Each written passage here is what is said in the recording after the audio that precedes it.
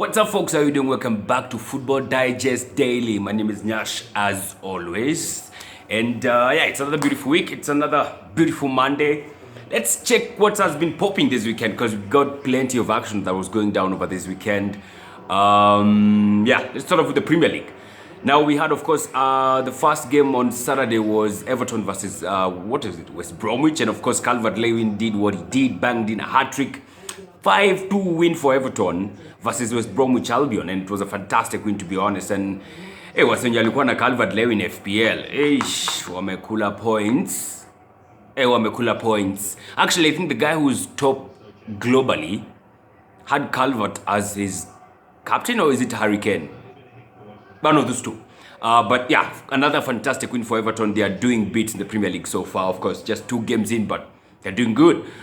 James Rodriguez, another guy who had a fantastic game. Everton wanaanza kuonyeshana venye watasumbua this season. I don't know if they're just meeting some weak opponents, but hey, I'm waiting to see when they meet up a big team venye perform, because they look quite promising, to be honest. Then we had Man United, we had Leeds versus Fulham, another goals-laden game, 4-3. I think I'll have to watch that game because I haven't watched it. I'm actually watching Arsenal versus West Ham game, rewatching it because sikuiona vizuri, so I need to rewatch it vizuri kasi na haraka, and it's going down right now. So Leeds versus Fulham, another interesting game. Bamford banging in goals there, and he got lots of points by the FPL. I think he had 14 points.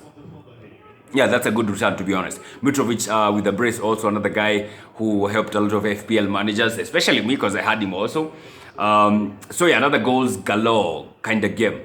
Then we had the third game was Crystal Palace, Manchester United versus Crystal Palace. I watched that game. Okay, I think I watched like 70 minutes of that game, and man, Crystal Palace, honestly, they deserved that win. Man United did not deserve to get 3 points in that game, and Crystal Palace got it all. And you got yourself wondering, like, I'm sure Manchester United fans are going nuts right now because they'll be wondering, why did guys like Greenwood not start? I mean, we all know Daniel James is a fantastic guy in terms of pace, because that's all he got. But when you're operating in small quarters, he's not the best guy to start with. Greenwood is kind of better, if you ask me. So why did he not start?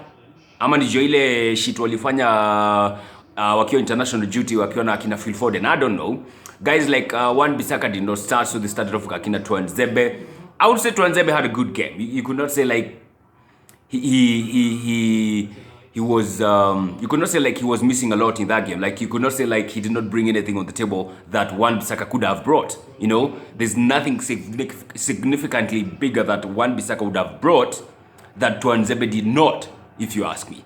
But one guy, however, who was absolutely shit in that game was Victor Lindelof. Iceman alimelt mbaya.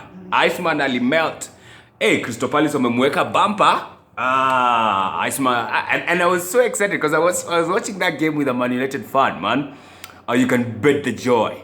You can bet the joy that I had watching that game alongside him. It was fantastic. Thank God I did not watch that game, the Arsenal game with him, because ningepata stress. A game truly struggle. So 3-1 win for Crystal Palace, and man, again, Man United wako under pressure sasa. They are not making any signings. Wasetu wanawatoka.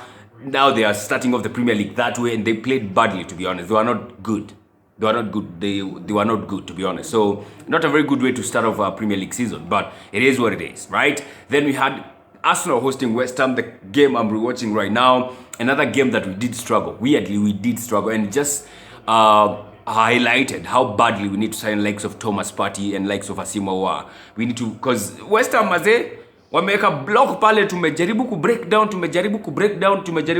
down, haileti until the last minute, I think 84th minute.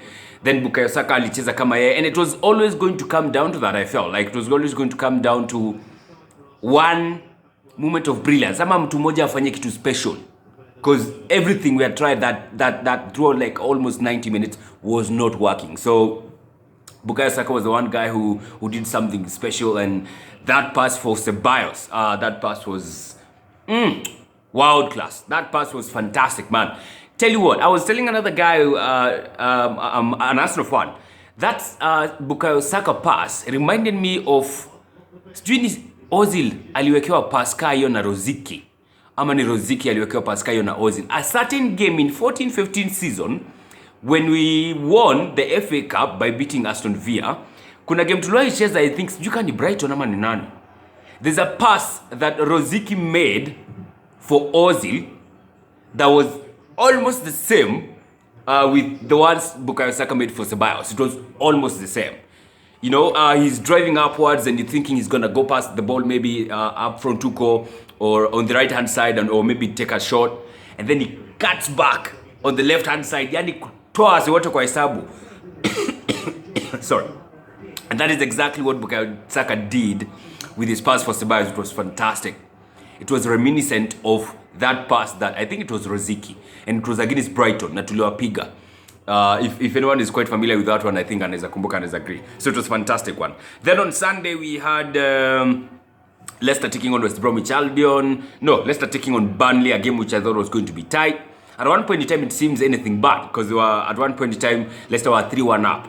Then Burnley put in another fantastic goal, but they had to make it 3-2. And I thought, all right, so we are back at it, because it was like 72 minutes at that point in time. Oh, only for, is it Dennis Bright to bang in a worldie to give Leicester City a 4-2 margin, and from then on it was just, they could not recover. Burnley could not recover from then on, and 4-2 win for Leicester, and they started off on a good way. Kumbuka last time walishinda 3-1 against what do you call it? Against West Bromwich Albion. So yeah, kufunga mabao nayo wanajua, but kidogo defense maybe shaky.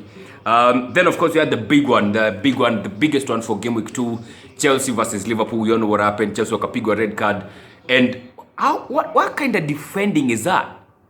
Even the most bizarre thing is Lampard alikuwa asema hiyo si red card. I'm like, dude, really?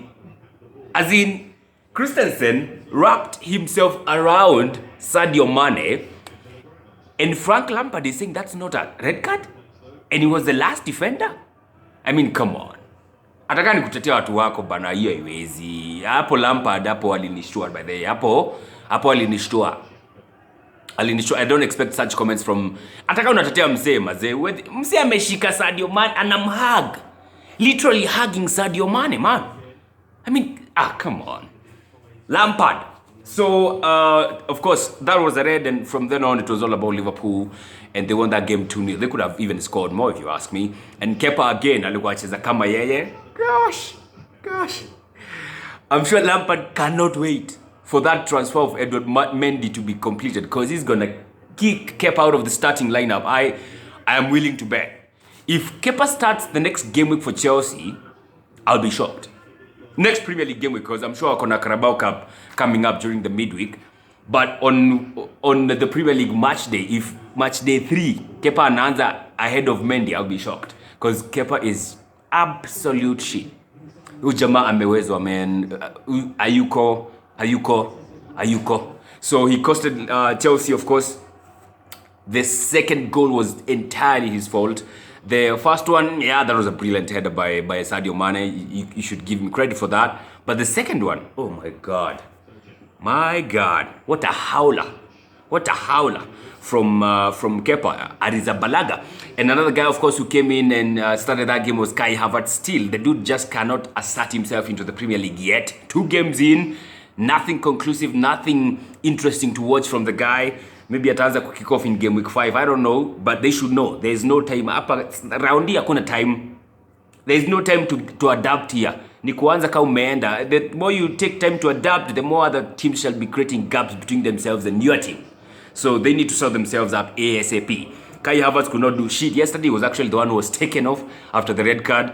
Timo Werner, yeah, he prodded, lakini Fabinho ni nani? Chukua yeye, weka yeye kwa mfuko mbio sana. Fabinho jana ameweka. Timo Werner amestruggle jana. Fabinho was in his case like crazy. So 2-0 win for Liverpool. Then today, of course, we shall be having the last 2 games. We shall be having Sheffield taking on Aston Villa at 8 o'clock. Then at 10, we shall be having Wolves versus Manchester City. Or is it Manchester City versus Wolves? Yeah, hapo sikumbuki vizuri. But it involves those two teams. That's the bottom line, right? So the last two games then, game week 1, game week 2, iko imemalizika. And that's just about that. All right? And yes, we also had, but yesterday we also had Spurs taking on Southampton. 5-2 win for Spurs. Heung-min Son with 4 goals. 4 goals. And weirdly, no one had triple captained Son kwa FPL. Like no one. Because I saw I think one other guy who's still on top of on top of the rankings kwa FPL, he had triple captained Hurricane. Hurricane got 4 assists and a single goal. Heung-min Son got 4 goals. And 4 goals kwanza ukiwa midfielder. FPL, my God. And weirdly for me, I wanted to take off Son. Thank God I did not, because hapo ningepoteza some crazy points.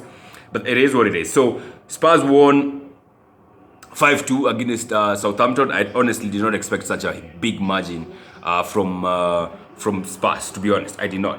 And that's just about that with the Premier League. And again, something else to talk about the Chelsea-Liverpool game. Thiago Alcantara, he made more passes than any other Chelsea player, yet he only played 45 minutes. Jorginho akapewa pena, akauza. As in Chelsea wameanza, okay, they beat Brighton, right? But let's be honest, Brighton were the better team. Brighton, that will not get faded on anyone. They were the better team. Now they came up against a proper squad like Liverpool and they could not do shit. So Chelsea, with all the chums, they better start winning. We said last weekend, we'll be scrutinizing everything that happens at Chelsea right about now, because they spend all those crazy chums and everybody else is struggling to spend the same kind of amount of money. Look, I will not blame you for having that money to spend. We'll blame you for spending all that and not doing anything concrete kwa kiwanja. That will blame you. So that's just about that. So even in this weekend, we also saw other leagues kicking off. Like La Liga kicked off this weekend. Like yesterday, we had Real Sociedad playing against Real Madrid. And a game Elisha 0-0. Thank God I did not watch that one. It would have been boring. Real Sociedad they kind of have a number. They kind of have Madrid's number on speed dial, because wanajua kwa handle. La Liga kicked off. Bundesliga kicked off. What else kicked off? Serie A kicked off by there. Also, we had Napoli winning. We had Juventus also winning 3-0. So yeah, the league in Europe ni kama ziko all of them are truly underway right about now. So that's just about that with in terms of footballing action. Let's check out some transfers now, because this one will also go all the way until October 5th, if not 16th. Like now, Wolves, after selling Diogo Jota to Liverpool, of course they have the chums, and they're now being linked with making a move for Semedo from Barcelona. That's gonna be a good acquisition if you ask me, if they get that one. Atletico Madrid, they want Suarez also. They want Suarez, but on a free. If that's gonna happen, only time will tell on that one. Atletico Madrid also want Torreira, but they don't want to do that in exchange of Thomas Partey. And I'm like, why? It would have made everything easier for you guys. Atletico Madrid wako na shida ya pesa. Alright, so they should just take Torreira. Then we add like 25 mm on top for them. Watupe Thomas, wachukue Torreira, and everybody will be happy if you ask me. That's gonna be a good deal for everyone. Still at Arsenal, Mustafi might be leaving Arsenal. He's being linked with a move to Lazio. Apparently, Lazio are interested in signing him. Arturo Vidal will be joining Inter Milan. He was actually, I think, unleashed. Or has he been unleashed yet? I don't know if he has been unveiled or unleashed, if you ask me. Yeah, so he's going to be joining Inter Milan. That's a good acquisition, if you ask me. Bale and Reguilon tuliwaona wakijoin Spurs pale over the weekend. And you know, for what? For me, I'm actually kind of interested in watching Gareth Bale again. I am.